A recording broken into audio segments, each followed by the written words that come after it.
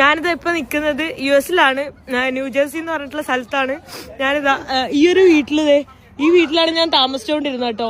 അപ്പോൾ ഈ വീട്ടില് എനിക്ക് 4 വർഷമായിട്ട് അറിയുന്ന ഒരു പുള്ളിക്കാരനാണ് ജോർജ് എന്ന് പറഞ്ഞത്. ആള് ഭയങ്കര പാവമായിരുന്നു. എന്നെ എയർപോർട്ടിൽ നിന്നൊക്കെ വിളിച്ചു. ഞാൻ ഈ പുള്ളിക്കാരന്റെ വീട്ടിലൊക്കെ പോയി താമസിച്ചു.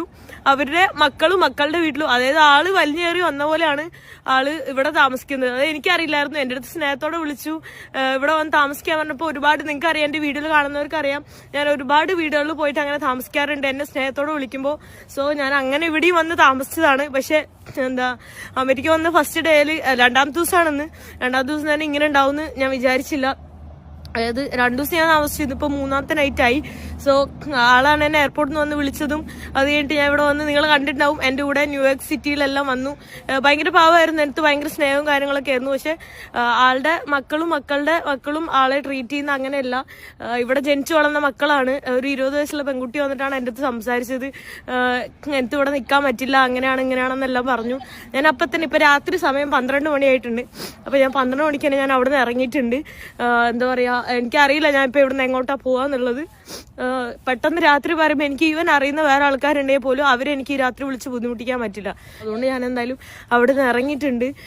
പുള്ളിക്കാരൻ ഭയങ്കര ഭാവമാണ്. നിങ്ങൾ ഇനി വീഡിയോ കണ്ടിട്ട് ആള് മോശമായി ചെയ്തതെന്ന് ആലോചിക്കുമല്ലോ എന്ന് ഓർത്തോണ്ടാണ് ഞാൻ ഇത്രയും പറഞ്ഞത്. കാരണം ആള് പറയുന്നത്, പുള്ളിക്കാരൻ എൻ്റെ അടുത്ത് വന്ന് പറഞ്ഞത്, അതായത് സ്വന്തം അമ്മയുടെ അച്ഛൻ ഇവിടെ റെന്റിനാണ് താമസിക്കുന്നതെന്നാണ് പറഞ്ഞത്. അതായത് മേ ബി അമേരിക്കയിലെ കൾച്ചർ അങ്ങനെ ആയിരിക്കും, ഇവിടെ ജനിച്ചു വളർന്ന മലയാളീസും അല്ലെ അങ്ങനെ ആയിരിക്കും കൾച്ചർ. എന്തായാലും ഞാൻ ഈ വീട്ടിലിരുന്നാണ് താമസിച്ചത്. അപ്പോൾ എന്താ പറയാ, എനിക്ക് ഭയങ്കര, എനിക്ക് എന്നെ ഇറക്കി വിട്ടാലല്ല എനിക്ക് വിഷമം. കാരണം ആ പുള്ളിക്കാരൻ എൻ്റെ അടുത്ത് അത്രയും സ്നേഹത്തോടെ,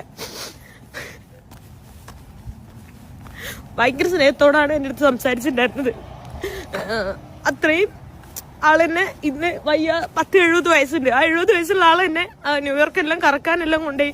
ഞാൻ ഒറ്റയ്ക്ക് പോവാന്ന് പറഞ്ഞിട്ട് പുള്ളി എൻ്റെ കൂടെ വന്നു. അതായത് അത്രയും എനിക്ക് എന്താ പറയാ, ആള് ഇത്രയും ഇവിടെ ഇങ്ങനെ സ്വന്തം മകളുടെ വീട്ടില് ഇങ്ങനെ ഇതായി നിൽക്കുവാന്നൊന്നും എനിക്കറിയില്ലായിരുന്നു. കാരണം 4 വർഷമായിട്ട് എനിക്കറിയാം ഞാൻ US-ൽ വരുന്നു എന്ന്. എത്ര വിസ കൊടുക്കുന്നതിന് മുന്നേ തന്നെ വിസ കൊടുക്ക് എന്നാ US-ലേക്ക് വരുന്നേ അങ്ങനെ പറഞ്ഞ് വിളിക്കുന്ന ഒരു പാവം പുള്ളിയായിരുന്നു. പക്ഷെ മക്കളൊക്കെ ഇങ്ങനെയാണ് സ്വന്തം അച്ഛനോടൊക്കെ ഇങ്ങനെ കാണിക്കുന്നതെന്ന് എനിക്കറിയില്ലല്ലോ. എന്തായാലും ഇവിടെ എന്താ ചെയ്യേണ്ടതെന്ന് എനിക്കറിയില്ല. ഞാനിപ്പോൾ ഇവിടെ നടുറോട്ടിലേക്ക്, ഇവിടെയാണെങ്കിൽ ഇപ്പോൾ മഴയും നല്ല തണുപ്പൊക്കെയാണ്. ഇപ്പോൾ ഒരു 6 ഡിഗ്രി ഒക്കെയാണ് ഇവിടെ ഉള്ളത്. നിങ്ങൾക്ക് കാണുന്നുണ്ടാവും, ഫുൾ ഫോഗായിട്ട് ഇരിക്കുന്നു. അപ്പോൾ എനിക്കറിയില്ല ഞാൻ എന്താ ചെയ്യേണ്ടതെന്നുള്ളത്.